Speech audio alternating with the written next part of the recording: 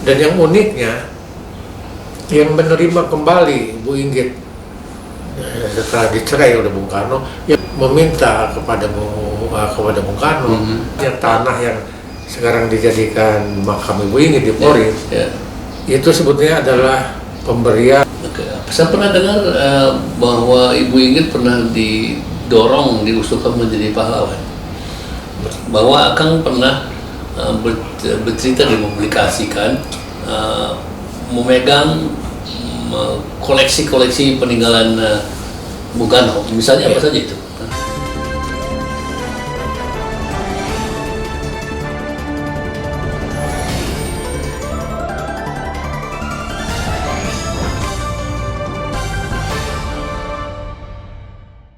Kawan pentas, selamat bergabung dengan saya Rudi Bertakusuma pada acara podcast kali ini. Kami kedatangan tamu istimewa, yaitu cucu angkat daripada almarhum Ibu Inggit Garnasih, wanita yang sangat luar biasa mengantar Indonesia ke gerbang kemerdekaan.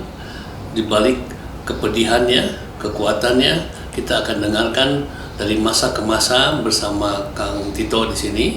Beliau akan memberikan satu wawasan sejarah yang patut kita jaga sehingga para pemirsa bisa mengetahui secara langsung, karena Kang Tito ini merupakan keluarga yang mengetahui perjalanan Ibu Inggit yang membesarkan Soekarno dari mulai beliau menjadi students, menjadi suami, menjadi pejuang, dan menjadi bapak proklamator. Mari kita dengarkan bersama-sama. Kang Tito ini adalah saksi sejarah tentang perjalanan almarhumah Inggit Garnasih, wanita yang sangat luar biasa, yang memang dari waktu itu beliau sudah mendedikasikannya kepada presiden kita yang pertama, Pak Soekarno, sehingga dalam perjalanan siapa sosok Ibu Inggit yang sampai saat ini belum memiliki titel sebagai pahlawan. Sosok Ibu Inggit ini adalah wanita besi yang luar biasa, sumbangsihnya panjang sekali dan sangat menentukan proses daripada perjalanan Indonesia menuju Republik.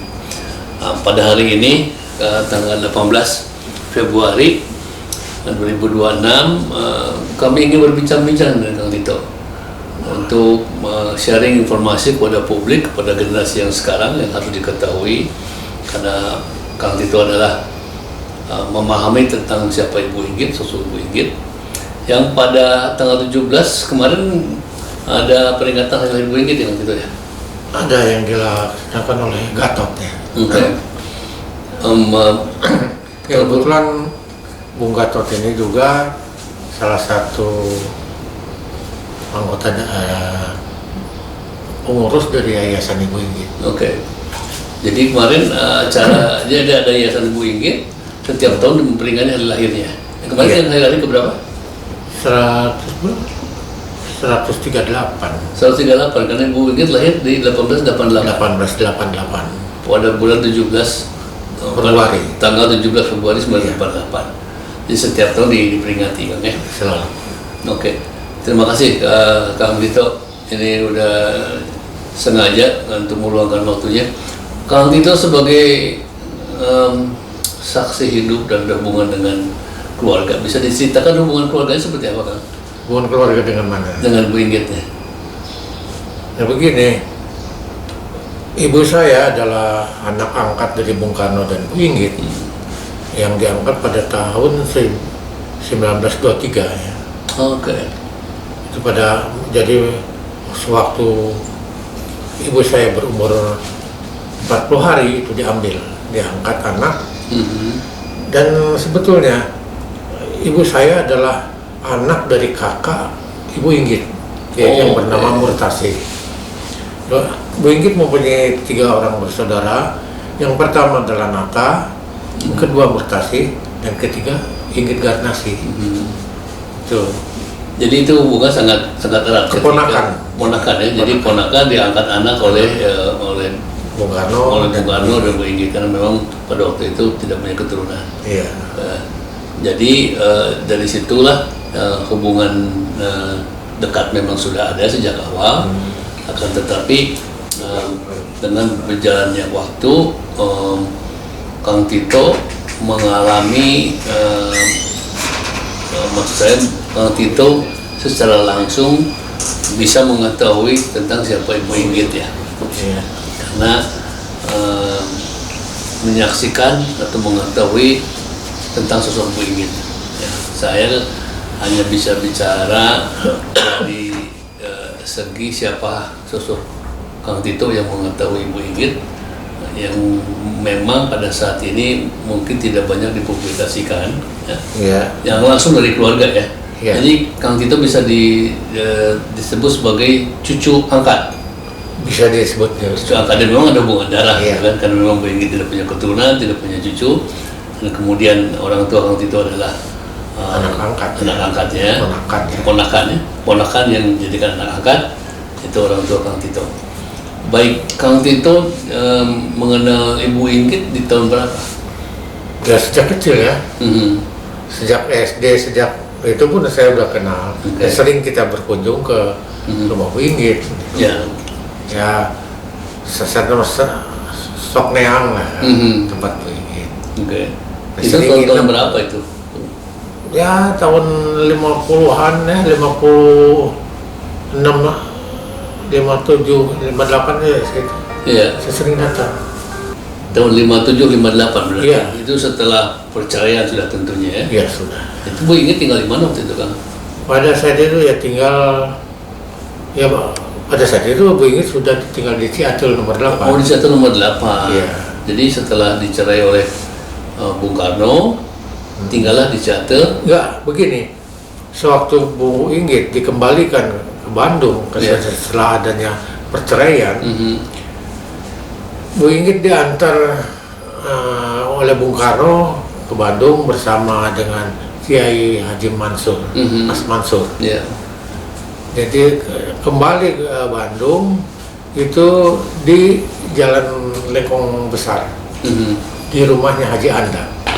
Haji Anda adalah salah seorang aktivis dari Syarikat Islam, kawan dekat Bu Inggit dan Haji Sanusi pada saat itu. Oh, itu hubungannya. Kenapa Bu Inggit bisa diakomodir ya? Dan yang uniknya, yang menerima kembali Bu Inggit setelah dicerai oleh Bung Karno, yang menerima kembali Bu Inggit yang mewakili keluarga adalah Haji Sanusi. Mantan suami.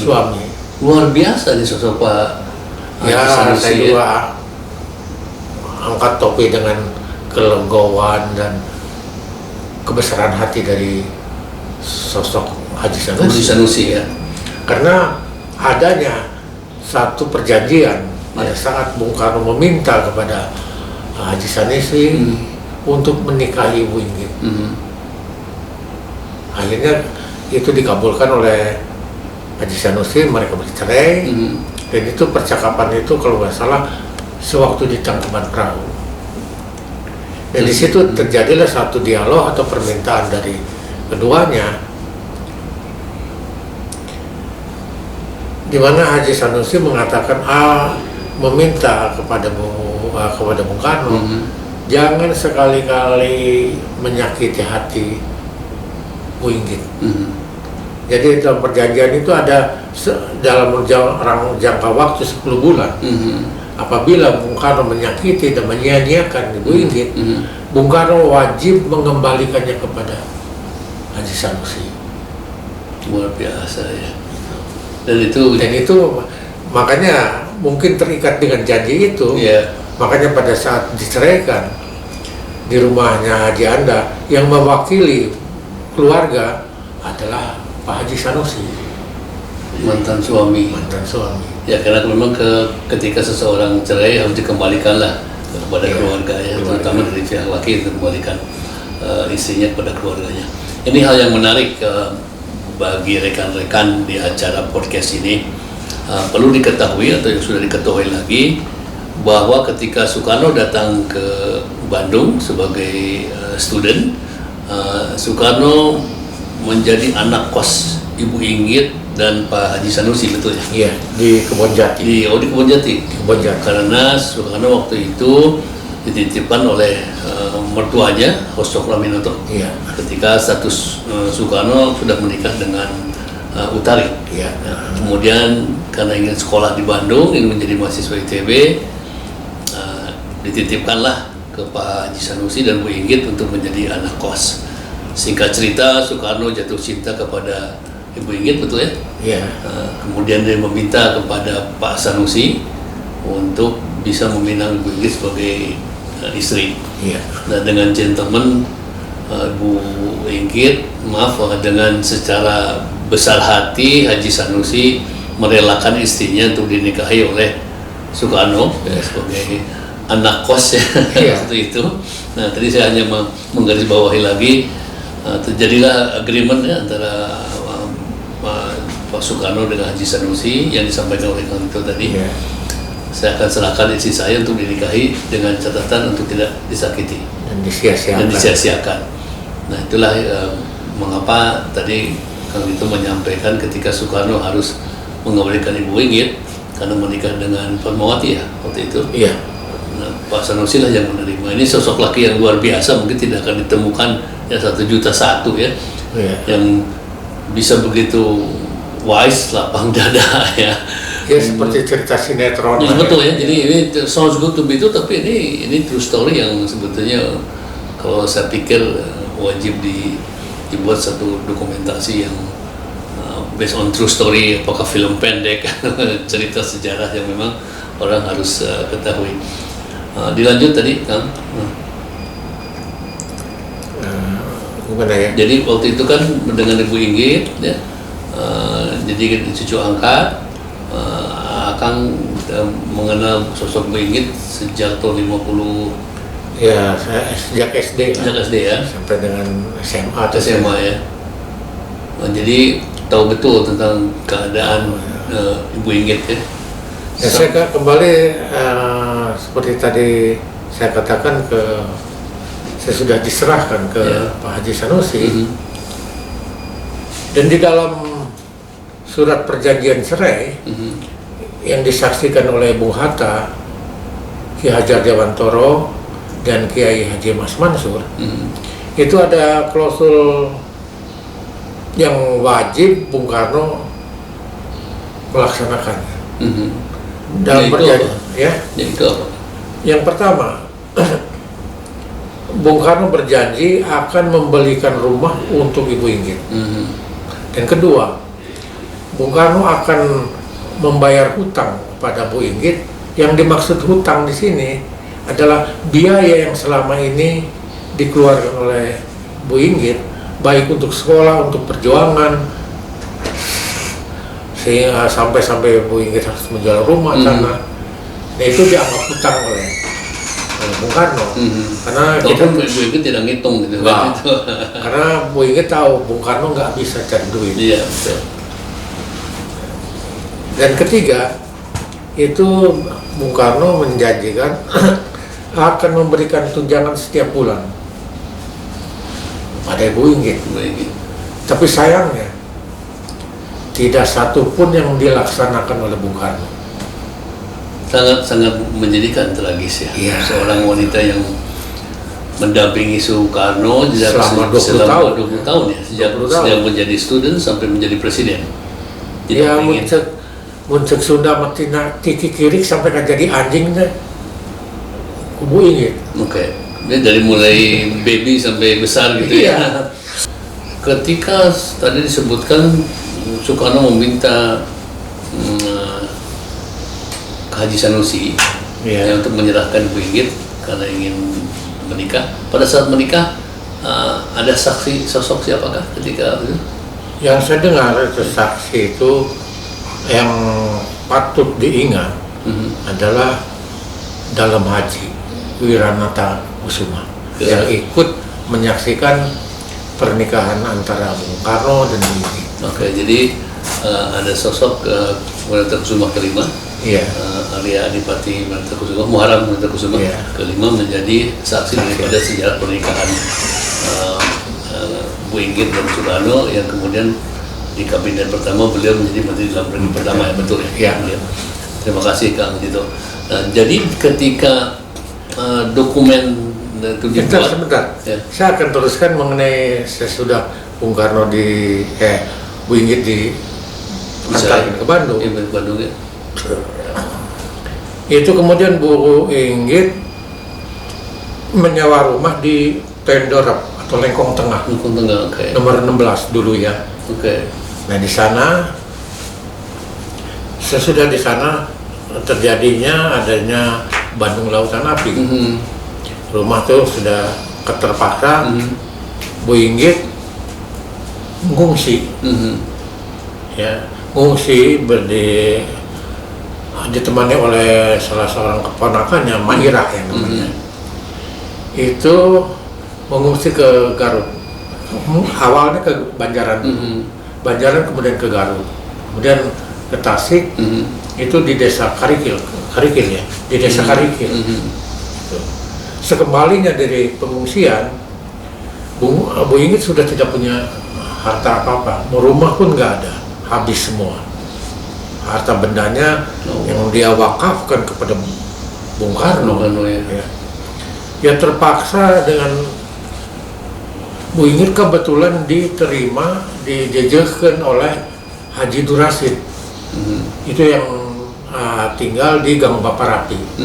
Jadi Bu Inggit diberikan tempat satu kamar untuk tinggal di sana. Nah di situ kemudian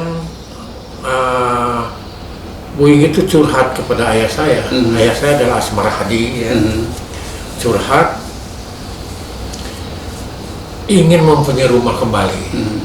Kemudian oleh ayah saya ditanya, di mana Bu? Ibu pengen rumah tuh. Kalau bisa di tempat yang baheula, di tempat yang dulu. Ya maksudnya jalan Ciatel yang sekarang ini. Dulu itu namanya Jalan Astana Anyar. Baik, ya. Rumah itu adalah rumah panggung dulu ya. Nomor 742. 274. Nomor 274. Astana Anyar. Kemudian berubah menjadi Ciatel. Dan Ciatel nomor 8 sampai sekarang. Dan itu ya, atas dasar keluhan itu Asmara Hadi kemudian menghubungi kawan-kawan seperjuangannya, seperti Pak Winoto, Ibu Rusia Sarjono yang pernah menjadi Menteri Sosial, Ibu S.K. Trimurti, Pak Supardi, H.M. Hanafi, pokoknya semua kawan-kawan seperjuangannya dulu. Dia katakan bahwa Bu Inggit menginginkan mempunyai rumah ya. Akhirnya semua ada reongan, patungan ya. Dana itu sudah terkumpul, barulah rumah itu dibikinkan dengan dibangun oleh salah seorang pemborong yang bernama Sugiri. Nah, tinggal di Banjaran, dan itu juga perintis kemerdekaan yang dulu ikut bersama dengan Bung Karno dan Bu Inggit. Jadi dibangunlah rumah yang di Ciatel sekarang ini yang dijadikan museum itu, kan? Jadi tidaklah benar ada berita dari luaran yang mengatakan bahwa rumah itu adalah pemberian dari Bung Karno. Tidak ada. Ini perlu diluruskan ya, bahwa memang perjuangan Bu Inggit ini tanpa batas ya.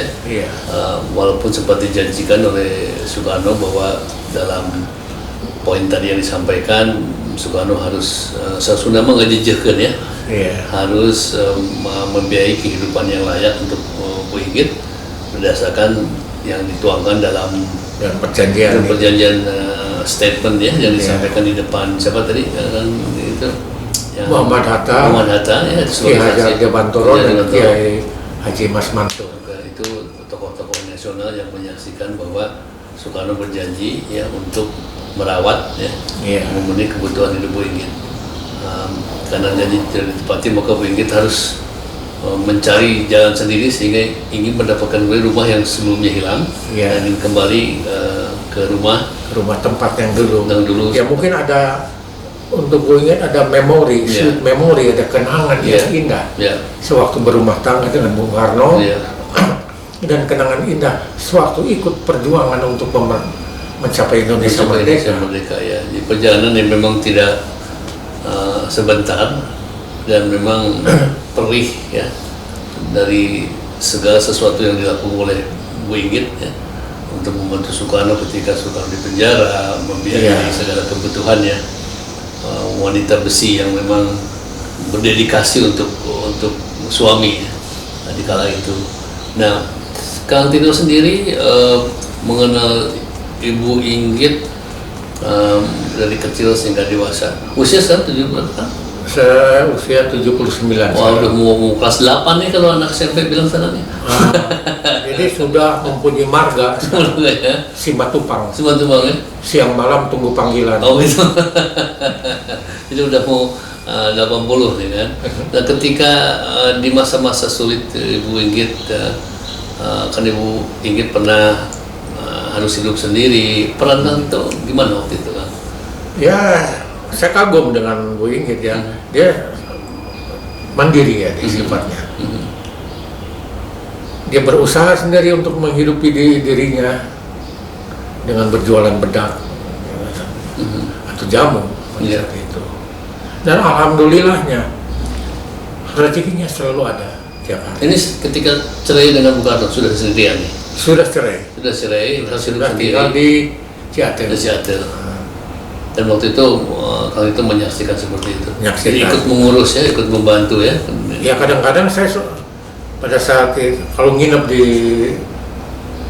Bu Inggit, apalagi waktu SMA, ya, saya selalu ikut membantu membuat bedak kasai dengan Bu Inggit sambil ngobrol. Jadi saya banyak ingatan mengenai kisah Bu Inggit. Sambil ngobrol sampai malam, itu makanya saya bisa menyerap apa yang dia ceritakan. Ya memang ada perkataan di balik kesuksesan seorang pria itu adalah wanita yang mendampinginya. Betul. Jadi Soekarno sangat tidak mungkin menjadi presiden kalau tidak ada Bu Inggit. Tanpa Bu Inggit, Bung Karno tidak akan menjadi pemimpin. Itu fakta. Ada sejarah bercerita seperti itu dapat saksi.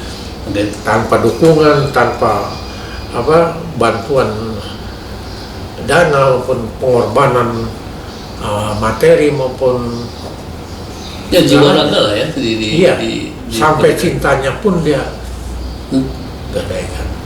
Kan memang saya lihat ada tulisan Soekarno, aku ingin kembali kepada cintaku yang sesungguhnya, kalau tidak salah ya, ada tulisan di Bandung tuh. Aku akan kembali ke Bandung untuk cintaku yang sesungguhnya. Nah ini mungkin kembali saya teringat apa yang dikatakan oleh Bung Karno sewaktu tanggal 31 Desember 1931, sewaktu keluar dari penjara Sukamiskin. Dia tuh dijemput oleh kawan-kawannya. Ya. Di depan kawan-kawannya itu Bung Karno menyatakan itu bukan hanya sekali. Dia katakan, saya sangat berhutang budi kepada Ibu Inggit yang tidak akan bisa saya lunasi seumur hidupku, karena hampir separuh dari umurku Inggitlah yang menjadi tangan kanan dan tulang punggung saya. Itu yang dikatakan oleh setelah keluar dari penjara. Keluarnya dari penjara, dan juga diulang pada tanggal 2 Januari di Surabaya. Jadi 2 hari setelah itu Bung Karno dan Bu Inggit menghadiri Kongres Indonesia Raya di Surabaya. Itu pun di depan forum, banyak forum ya. Itu diucapkan kembali seperti itu. Dan itu memang menjadi satu pengakuan ya. Pengakuan sebetulnya. Bahwa tanpa Inggit Bung Karno seperti burung patah sayap, nggak bisa terbang. Ini sangat menarik ya, karena memang sosok Soekarno sampai sekarang kan tetap dikenal sebagai proklamator, bapak kemerdekaan ya, sementara kan tidak bisa berjalan sendiri. Nah, kembali lagi ke pengalaman keakraban Kang Tito dengan Ibu Inggit. Tadi kan sempat membantu kita, Ibu Inggit harus berdikari ya, membuat bedak, menjual sesuatu. Apakah ketika Ibu Inggit menua dan jatuh sakit, Kang Tito berperan di situ? Saya kalau kau teringat itu suka sedih ya. Sorry Kang. Tahun 82 ya, itu Bu Inggit sakit. Sampai dia tidak bisa bangkit, dan saya hampir tiap hari saya datang untuk menjenguk dan mengurusnya.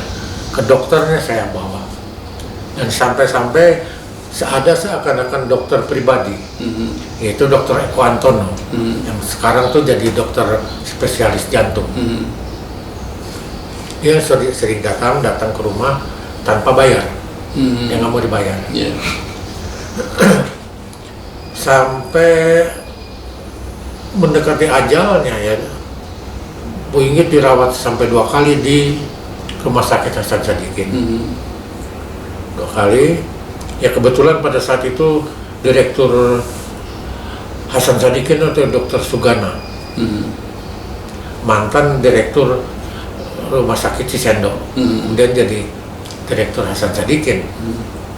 Atas prakarsa beliau, Bu Inggit ditempatkan di ruang 11 ya. Dan itu pun tanpa biaya, Karena ada kebaikan dari ini. iya. Dan juga kita juga mendapatkan bantuan untuk pengobatan itu dari Gubernur A. Kunaifi. Oh, almarhum bekas Panglima Pangdam Siliwangi dan Gubernur Jawa Barat, Pak Majen. Kenapa sampai Bu Ang begitu antusias terhadap atau menghormati kepada Ibu Inggit? Kembali kita ke zaman sewaktu Bung Karno dan Bu Inggit tinggal di Ciater, di Astana Anyar itu. Pak Ang Kunaifi itu adalah teman satu kelas ibu saya di Taman Siswa. Ya. Dan kebetulan ayah saya Asmara Hadi yang menjadi guru di Taman Siswa, cuma tidak lama menjadi guru di Taman Siswa karena ada larangan dari Belanda bahwa Asmara Hadi tidak boleh mengajar karena selalu memberikan ajaran mengenai politik dan kebangsaan. Makanya dapat larangan tidak boleh untuk mengajar di sekolah. Itu jadi sejarahnya kenapa Pak Kunaifi membantu ketika Bu Inggit sakit. Dan juga Pak Ang sewaktu kecil itu sering main ke Ciater. Waktu itu masih rumahnya di Nengseret ya kalau nggak salah. Itu sering main, datang ke rumah ibu saya, main lah ya barudak gitu. Dan Bung Karno, Pak Ang Kunaifi sering oleh Bung Karno maupun oleh Bu Inggit sering disuruh pembeli kenawan, betul. Itu. Baik. Jadi baik Bung Karno maupun Bu Inggit memanggil Pak Ang Kunaifi itu dengan sebutan si Ujang Hideng. Menarik. Itu. Makanya itulah makanya sebabnya adanya hubungan emosional. Baik. Nah itu Ibu Inggit wafat tahun berapa? Sempat sakit kan? Iya. Begitu meninggal tahun 1984. 1984 ya? Iya, 13 April ya. Panjang usianya ya? Itu. Jadi luar biasa Bu Inggit itu. Itu baru saya tinggalkan itu setengah jam kemudian. Langsung meninggal ya? Karena pada saat itu saya dengan Dr. Eko mengurus Bu Inggit, dan ada pesan dari Dr. Eko untuk membelikan bantal air ya, untuk Bu Inggit. Saya cari nggak dapat. Ya. Pada waktu itu Bu Inggit di usia yang sangat panjang usianya meninggal ya, kelahiran 1888 ya. Iya, jadi beliau meninggal tuh pada usia 96 tahun. 96 tahun, wah luar biasa ya. Diberikan kekuatan nih seorang pejuang ya, yang tak kenal lelah, malahan mendahului Soekarno, mendahului Bu Inggit ya. Soekarno meninggal tahun 70. Soekarno meninggal tahun 70 ya. Tahun 70 Berarti jauh sebelum Ibu Inggit wafat, 70 ke 84 itu 14 tahun ya. Dan alhamdulillahnya tanah yang sekarang dijadikan makam Ibu Inggit di Porim, itu sebetulnya adalah pemberian dari Aang Kunaefi. Oh, yang sekarang ini? Iya. Pada saat itu ceritanya begini, saya tuh ada di Hasan Sadikin pada saat itu ngurus Ibu Inggit lah waktu sakit. Kebetulan pada saat itu kedatangan Ibu Hartini. Ibu Hartini, Taufan anaknya Hartini, Lepana, istrinya Ibu Sidik dan Nubrata, dan Mega sendiri. Tempat mengunjungi. Nah, dari situ saya mengeluarkan keluhan kepada Ibu Hartini. Saya tuh bingung untuk menempatkan apabila pada sudah waktunya untuk memakamkan Ibu Inggit. Saya ingin menempatkan yang merenah lah ya, yang patut lah ya, selayaknya. Tapi saya bilang, saya tuh kebingungan dan ketidakmampuan untuk menyediakan tanah untuk makam. Jadi Ibu Hartini nanya, jadi maksud itu kemana minta itu bantuan? Kalau bisa mau ke Pak Kunaefi. Ayo nak tuh sekarang jam 10 malam kita menghadap Saya utarakan kesulitan kita ya mengenai makam. Akhirnya Pak Ang memerintahkan kepada aparatnya ya bawahnya. Akhirnya kita mendapat tanah di Porim. Awalnya itu dikasih oleh Pak Ang itu 500 meter persegi, tapi saya tolak. Kenapa? Legatui. Dan juga saya pikir masih banyak orang yang membutuhkan. Sangat wise sekali ya. Jadi tidak harus ya. Itu bukan saya bilang itu bukan sifat dari Ibu Inggit yang ingin itu. Saya minta hanya 10 kali 12 saja yang dimakamkan sekarang ini ya. Di lokasinya di mana tadi kan? Di Porim. Porim itu di mana tuh? Di Caringin. Oh, di daerah Caringin. Di Caringin. Dan terawat dengan baik kah?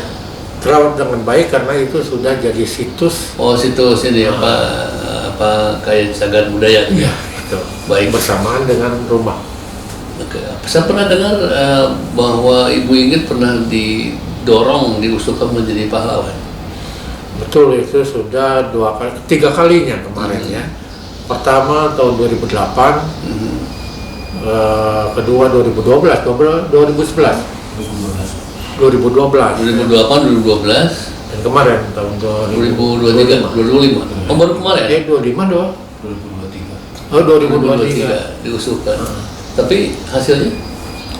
Hasilnya 0. Jadi ada kekecewaan sedikit? Kalau saya, untuk saya wah, kecewa sih tidak ya. Karena kalau memang menurut pemerintah negara bahwa Bu Inggit tidak memenuhi syarat kriteria untuk menjadi pahlawan nasional, saya nggak apa-apa. Tapi biarlah itu masyarakat yang akan menilai. Ini satu pesan mungkin ya, bukan mungkin loh, satu pesan yang perlu digarisbawahi bahwa banyak unknown ya, pahlawan-pahlawan yang memang seharusnya mendapatkan titel pahlawan itu belum dipenuhi oleh pemerintah, walaupun pesannya sudah cukup ya. Karena memang sosok Ibu Inggit sangat khusus, sangat spesial dalam sejarah yang tidak mungkin akan diulang. Karena kemerdekaan itu cukup sekali saja kita raih. Jadi sebagai keluarga dari Ibu Inggit yang mengurus sejak Ibu Inggit sakit sampai meninggal ya, Kang Tito tuh mengalami perihnya sisa hidup Ibu Inggit seperti apa, masih punya harapan atau keinginan sesuatu? Yang mengusulkan janganlah pihak keluarga. Baik, oke. Itu subjektif. Baik. Yang harus mengusulkan itu adalah masyarakat. Oke. Dan pemerintah setempat. Ya. Itu bukan kami. Ya. Baik. Kita ya nggak pantas lah. Baik. Walaupun Sebab saya lebih itu biarlah masyarakat yang menghargai siapa sebenarnya pahlawan, siapa yang tidak. Kalau memang masyarakat menganggapnya layak, biarlah masyarakat yang menilai. Saya pikir dengan adanya diskusi seperti ini juga sebagai panggeing ya, ke bahasa Sunda bilangnya. Iya. Kita warga harus betul-betul juga paham, karena kalau tidak kita angkat, sejarah akan tenggelam. Walaupun Betul. Bung Karno salah satu yang menekankan jas merah, jangan sekali-sekali pernah merupakan sejarah. Ya sebetulnya masyarakat Sunda Jawa Barat lah yang harus mengangkatnya. Terima kasih Kang. Mudah-mudahan ini satu inspirasi, satu motivasi rakyat Jawa Barat harus gerak ya, untuk Bergerak. menghargai. Ini ada ibu kita ya, Inggit Ganasih, yang harus memang diusung menjadi pahlawan nasional, sudah sepatutnya Ya sejak masyarakat beliau wafat. Sunda lah, tanah Sunda inilah, Ya. ya masyarakat Sunda yang harus bergerak ya, karena harusnya mempunyai satu kebanggaan masyarakat Sunda bahwa sosok Wanodea Tatar Sunda yang mendampingi Bung Karno sebagai proklamator dalam perjuangannya. Ya saya sangat setuju Kang, sebagai warga Sunda, sebagai kami individu Bandung, sangat mendukung apa yang disampaikan oleh Kang Tito, karena tidak bisa diabaikan begitu saja. Kalau enggak, generasi sekarang tidak akan tahu tentang siapa sosok wanita yang tangguh ini, yang mungkin banyak jarang diketahui siapa Ibu Inggit, di mana makamnya, di mana museumnya. Sempat beberapa kali kita berdiskusi dengan teman-teman juga, ini sudah saatnya ini di menjelang tahun 2026 ini, Hari Pahlawan itu tanggal 10 November. Saya pikir sih sudah sepatutnya lah nanti di November tahun ini Bu Inggit sudah bisa langsung dinobatkan sebagai pahlawan. Amin. Jadi kita doakan bersama, kita dorong bersama pada pemerintah, rakyat Jawa Barat ya. Kalau dorongan itu ada, kita gaungkan ya, kita publikasikan. Memang yang diminta adalah hal yang wajar sebetulnya. Iya. Pengakuan sesuatu harus diakui ya, tentang hal yang memang susah untuk bisa dilakukan oleh wanita-wanita lain. Gitu. Ada yang menarik kan, sebelum saya bertanya, bahwa Akang pernah bercerita dan mempublikasikan memegang koleksi-koleksi peninggalan Bung Karno. Misalnya apa saja itu? Itu ya, yang saya pegang adalah surat kawin yang tertanggal 23 Maret 1923 dan juga surat perjanjian cerai. Masih dipegang masih? Masih saya pegang dan saya simpan dengan di mana? Safety box. Safety box, oke. Apalagi kan yang dipegang sama Akang? Itu ada meja belajar Bung Karno sewaktu yang saya dengar itu sewaktu kuliah di Hoge School atau ITB sekarang. Itu ada lemari makan, ada CC tempat duduk ruang tamu yang dari semuanya itu dari jati ya. Itu original semua, terpelihara dengan baik. Itu kolektor pasti senang tuh kan? Ya karena surat kawin, surat cerai cuma ada satu di dunia itu. Bung Karno. Nilainya pasti fenomenal tuh kalau misalnya divaluasi secara angka itu.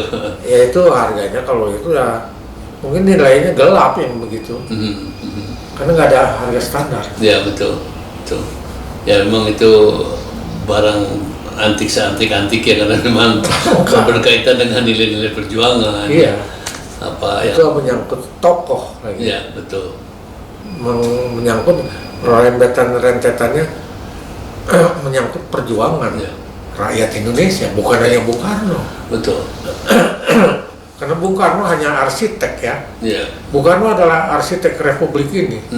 Dia nggak bisa bekerja sendiri. Dia harus didukung oleh rakyat dan para pejuang yang lain Sangat dan setuju. kawan-kawannya. Sangat setuju ya. Ya memang elemen-elemen itulah yang membuat penyosokan Soekarno ya, sehingga mimpi-mimpinya bisa terwujud ya. Tambah dukungan yang lain ya, itu kayak di film di Mission Impossible ya. Ya nggak mungkin, kalau Bung Karno bergerak sendiri nggak mungkin. Ya baik, ini hari yang cukup luar biasa. Saya bisa bincang-bincang dengan Kang Dito. Tujuannya adalah pertama kita memperingati hari lahir Bu Inggit ya kemarin 17 Februari ya, 2026 yang ke 138 misalnya, betul ya. Nanti tahun depan mudah-mudahan ada yang lebih menyemarakan, mengingat ya 17 Februari itu harus dihargai, harus diakui, karena memang sejarah ini khusus untuk Bandung ya.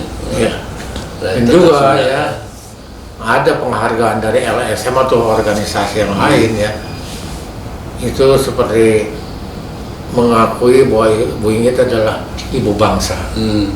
Sudah selayaknya kan, betul ya. Kalau dari pemerintah yang sudah diberikan apa? Pemerintah dalam hal ini pertama di tahun 61 ya, itu Bung Karno memberikan penghargaan sebagai perintis kemerdekaan. Ibu Inggit sudah perintis kemerdekaan. Ya. Ada piagamnya itu. Ada. Kemudian di tahun 1997 di zaman era Soeharto ya. Bu Inggit mendapatkan gelar Bintang Mahaputra Utama. Itu. Yang kebetulan saya sendiri ikut menerima itu. Kemudian setelah itu? Ya paling penghargaan dari organisasi atau LSM ya, itu sebagai ibu marhainisme. Gitu. Nah untuk saya ingat ada yayasan ya? Iya. Yayasan Inggit Realisasi. Ada. Yang kebetulan yayasan itu yang saya pegang. Ya walaupun tertatih-tatih ya, tetap kami mempertahankan. Siapa tahu di kemudian hari Yayasan Ibu Inggit itu bisa gebiar. Amin. Memang harus, oleh karena itu dengan diskusi podcast ini kita ini menggugah ya. Karena kalau manusia itu harus digugah kan, seperti orang sholat juga, hei bangun, udah subuh nih gitu. Memang manusia harus diingatkan. Kita sebagai muslim saja 5 kali diingatkan ya. Apalagi hal-hal yang memang sangat. Dan ada yang saya lupa yang tadi Bung Karno dan Bu Inggit pun mengangkat anak sewaktu dibuang ke Flores. Oh, ada yang diangkat juga? Ada. Ya, itu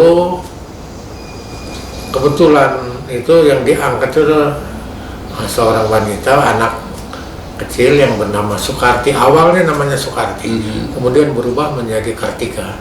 Itu untuk menemani ibu saya di dalam pembuangan di DND itu anak siapa? Anak dari Menteri Ukur orang Jawa ya, asal Purwokerto. Dan itu merupakan bagian pada sejarah juga. Iya, itu diangkat anak dan ini juga ikut dalam pembuangan ke Bengkulu. Bengkulu. Dan di Bengkulu pun ada yang mengikuti ke Bengkulu itu ya, yaitu tukang jahit ya, Darham namanya. Darham itu adalah seorang penjahit di sewaktu di Flores dan juga pemain tunil. Waktu di Flores itu kan di ND itu Bung Karno mendirikan tunil Kelimutu. Nah, salah satunya adalah pemainnya adalah Darham. Selain Darham juga ada Ibrahima, yang saya ingat, yang lain saya lupa, dan juga yang Z. Apalindi yang pernah ikut mendirikan orang pikiran rakyat. Okay. Itu orang-orang yang terlibat ketika Soekarno di Flores, diasingkan di Flores juga. Okay. Dan kebetulan ayah saya juga tahun 34 sampai 35 dia ikut ke Flores di pengasingan itu. Kebayang ya, zaman dulu Indonesia Timur seperti apa, walaupun sekarang masih bisa tinggal ya. Makanya sampai-sampai ibunya Ibu Inggit itu menjual rumah di Java Fem. Orang tuanya Bu Inggit nih. Ya, Ibu Amsi ikut juga dibuang ke sana. Ke Ende. Java Fem teman aja nama dekat Viaduk. Iya. Hotel apa sih? Kedaton gitu. Iya. Ya belakangnya. Jadi harta benda dari orang tua pun dilepas ya untuk membiayai selama pembuangan ya. Jadi harta habis, tenaga habis, pikiran habis, bahkan cintanya pun banyak habis. Ada harapan dari pemerintah sekarang barangkali tentang sosok Bu Inggit yang harus atau yayasan yang bisa didukung dari segi program atau apapun, harapan-harapan dari administrasi. Ya mudah-mudahan ada lah ya. Kami itu pernah kami mendapatkan bantuan juga dari Basnas. Basnas kota atau provinsi? Provinsi, oke. Berapa tahun yang lalu itu? Berapa tahun yang lalu ya? Ya. Ya awalnya juga ada klinik di zaman Ridwan Kamil. Basnas diikut sertakan untuk mendirikan klinik geriatri yang terletak di Jalan Flores. Oke. Oh sempat ya dibuat di sana ya. Dengan nama klinik Ibu Inggit. Klinik Ibu Inggit, saya pernah dengar. Terus sekarang masih ada tuh gorengan di sana. Udah nggak ada sekarang. Ya.